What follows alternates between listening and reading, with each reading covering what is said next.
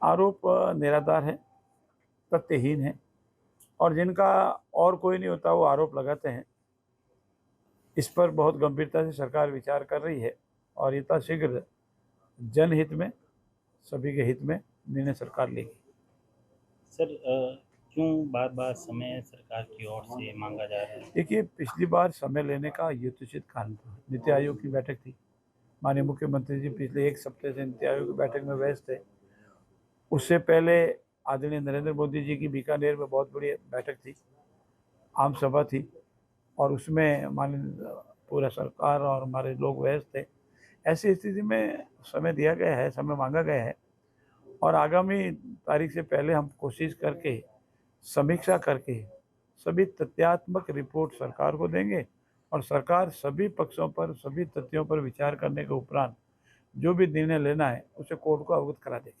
लेकिन जिस तरह से शहीद स्मारक पर हनुमान बेनीवाल लगातार धरना दे रहे हैं, पिछले 20 से दिन से ज़्यादा हो गए हैं, आपको नहीं लगता इस देरी के कारण सरकार की छवि कहीं न कहीं खराब हो रही है? बिल्कुल नहीं हो रही है। जितना धरना वो दे रहे हैं उससे खिलाफ भी धरने दिए जा रहे हैं। वो लोग सभी अपने परिवारों के साथ, अन्य लोगों के साथ ये धरना दे रहे हैं कि परीक्षा निरस्त नहीं होनी चाहिए और उनका अपने तर्क है, इनके अपने तर्क हैं और अपने अपने तर्क रखे तो इन दोनों दोनों की जो रिपोर्ट आएगी, दोनों के जो तर्क है, सरकार दोनों पर विचार करके, समीक्षा करके निर्णय लेगी।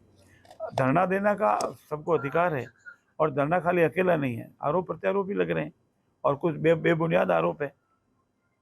इसी स्थिति में कोई अपनी कह सकती राजनीति को अपना धरातल खिसक रहा है तो कोई ना कोई प्रयास तो करते ही है। इसमें कोई बुरी बात नहीं, हम इसको कोई ज़्यादा अदरवाइज लेते ही नहीं।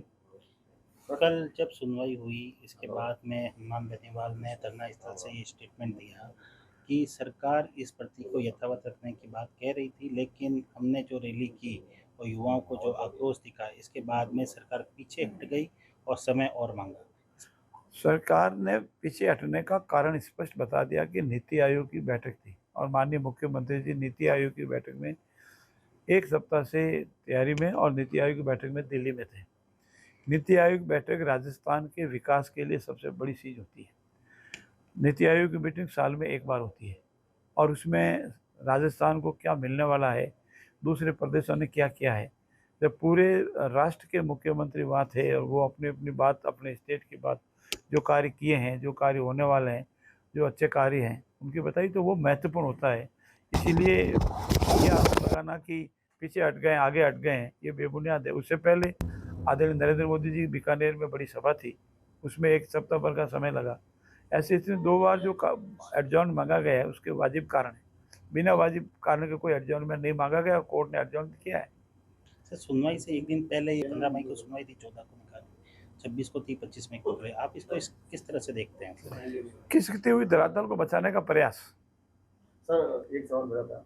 हवलदार पेपर लीक मामले में गिरफ्तार हुए हैं और वे चाहते हैं कि जो कोचिंग संस्थान है उनको फिर से एक बार मौका मिले, फिर से जो है बेरोजगारों की गाड़ी कमाई पर लूट सके। आरोप लग रहे हैं, हम आपकी मार्फत देख रहे हैं। क्या इनकी जांच की जाएगी? आरोप जितने भी लगे हैं उसकी सत्यता की जांच की जाएगी। आरोप तो आरोप है, इसकी जब तक इसकी सत्यता की जांच नहीं हो उसके बारे में कोई कमेंट्स करना ठीक नहीं है। आरोप लग रहे हैं, वो भी लगा रहे हैं, ये भी लगा रहे हैं।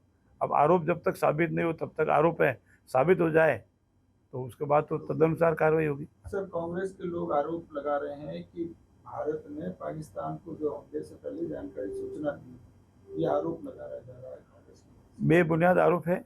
सामरिक विषयों पर इससे ज़्यादा आपके समक्ष बातचीत नहीं हो सकती। एक और दो सवाल किए दोनों। एक तो ट्रंप को पंचायती करने का कहा था और दूसरा उन्होंने ये कहा कि पूरा देश, विपक्ष एक साथ था, लेकिन जिस तरह से अचानक सीजफायर किया गया उससे जो है पूरा ये सामरिक दृष्टि से बहुत महत्वपूर्ण विषय हैं, विदेश नीति संबंधित विषय हैं और इस पर ज़्यादा कहना ठीक नहीं है। मेरा ये मानना है कि पहली बार हिंदुस्तान की साख, हिंदुस्तान के सेनाओं का पराक्रम विश्व ने माना है।